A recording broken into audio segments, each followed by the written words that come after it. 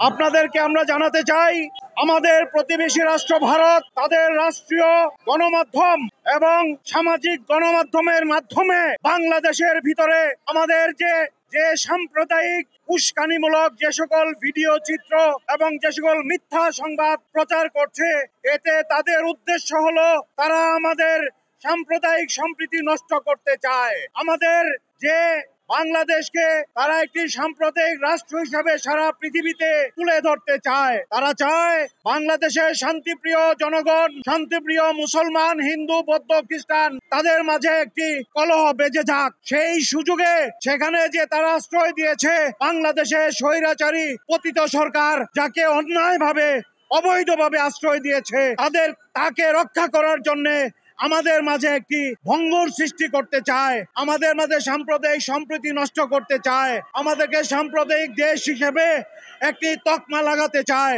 আমরা সেই সুযোগ কোনোভাবেই আমরা কাউকে দেব না। আমরা বাংলাদেশের এই আপামর জনসাধারণ, শান্তিপ্রিয় জনসাধারণ, বৌদ্ধ, খ্রিস্টান, হিন্দু, মুসলমান সকলেই সাম্প্রদায়িক সম্প্রীতি বজায় রেখে এত উস্কানির মাঝেও সুন্দরভাবে বসবাস করে আসছে। আমরা এটাকে জারি রাখতে চাই। আমাদের প্রধান উপদেষ্টা ডক্টর ইউনূস তাকে অমর্যাদাপূর্ণ একটি চিত্রায়িত করতে চায়। এই ভারত চেষ্টা করছে যে কোনো ভাবেই হোক হাসিনাকে কোনো না কোনো ভাবে সুবিধা দিতে হবে।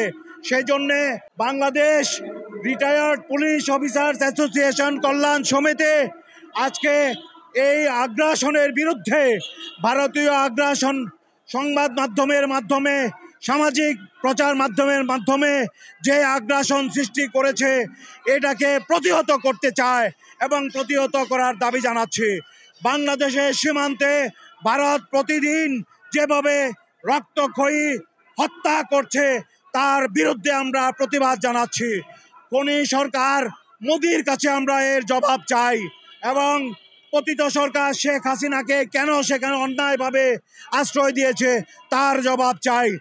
অনতিবিলম্বে আন্তর্জাতিক আইনের মাধ্যমে যত শীঘ্র সম্ভব শেখ হাসিনাকে বিচার করার জন্যে বাংলার মাটিতে এই যে ছাত্র জনতার যে হত্যাকাণ্ড 1900 হস্তান্তর করার আমরা দাবি জানাচ্ছি।